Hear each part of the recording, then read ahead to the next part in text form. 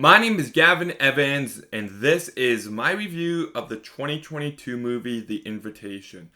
And this is a movie that I didn't even hear about until a couple months ago when I saw The Black Phone and I got the trailer for this movie in front of it. And the trailer starts up, and I'm like, okay, this is intriguing. And I'm just like, okay, this is starting to look very good. And then the trailer keeps going on and on. I'm just like, why are they showing me this much? And then by the end of the trailer, I felt like I saw the entire movie, and I'm just like, oh, I hope there's more to it than that. And after watching this movie, I can tell you right now that the trailer does give away absolutely everything. So just abysmal marketing here. But before I do talk about the movie, I just want to give a shout out to the manager tonight because I sat down and there was a big group of people, like probably 15 to 20 people, and they are yelling and talking as loud as they can. And the trailer starts, we got the trailer for that movie Barbarian, and they start screaming every 5 seconds, and I'm like, I'm gonna go nuts. So yeah, I went to the manager and I'm just like, these people are already way too loud and I don't see them quieting down. So the manager actually kicked them out. And I was just like, wow. See, best manager in the planet right there. Last year I saw The Conjuring 3 and there were these group of people that wouldn't shut up and they ruined the entire movie for me. I need to actually rewatch that movie because it might be better than I remember. But the manager just stood there and watched them the entire time and they eventually quieted down, but this was a much better tactic. So a 10 out of 10 job to the manager. But anyways, this movie's terrible. I did not like this movie in the slightest bit. I was expecting a fun vampire movie in a mansion, and I couldn't even get that. I just thought that this movie was incredibly slow and completely lifeless. Like the whole setup to this movie goes on for far too long and I never got invested in it and you're just waiting for something to happen. And then when shit does hit the fan, you expect the movie to pick up a bit in pacing, but no, it still drags and I was still left incredibly bored. So I was never entertained by this movie and it doesn't help that every single performance is straight out terrible. There is not a single decent performance in this movie. Like, you got the main performance.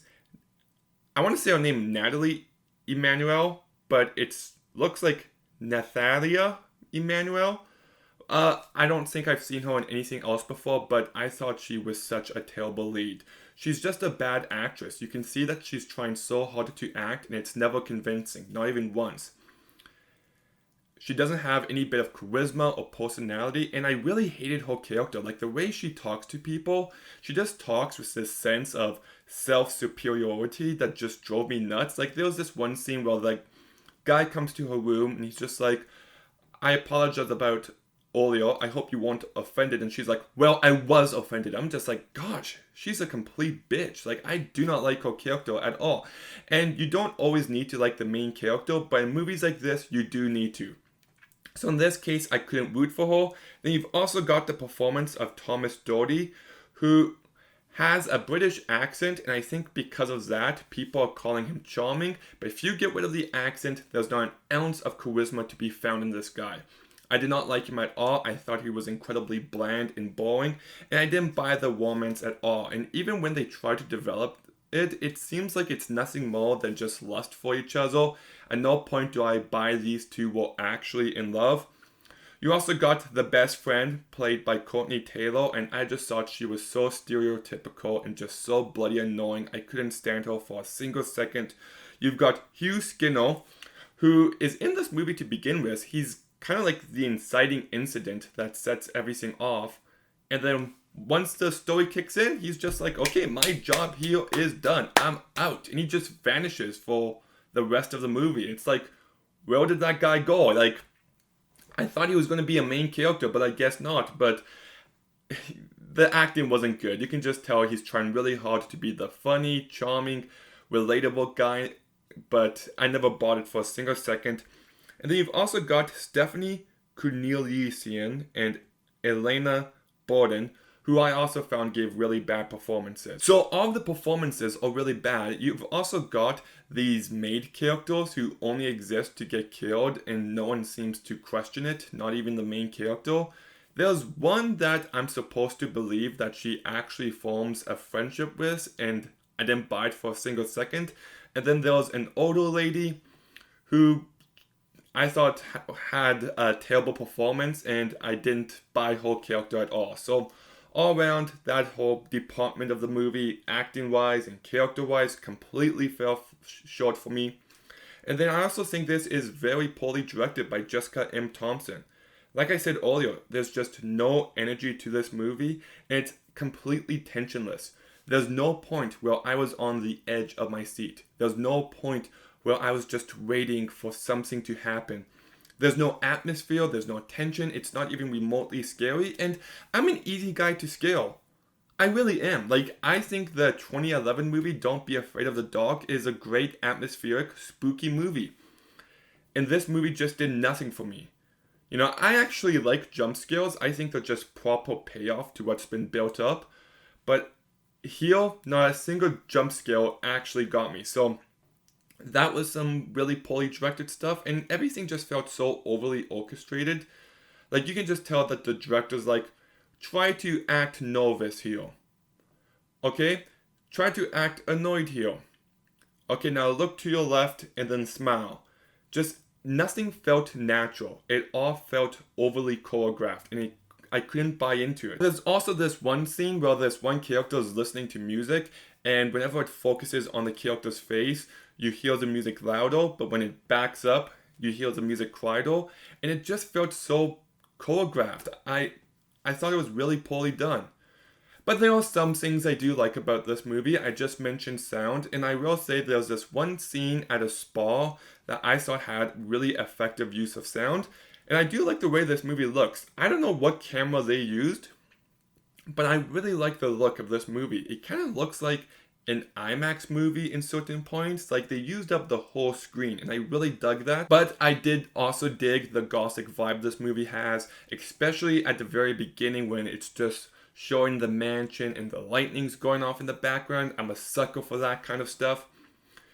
I do like the mansion as a setting, but I do wish they actually established the rooms and the locations within, because it all felt really random. Like, I loved how in Don't Breathe, they actually give you a tour of the house early on, so later on, you know where each room is, you know where each object is, because it's already been set up. It's so simple, but more movies need to do something like that.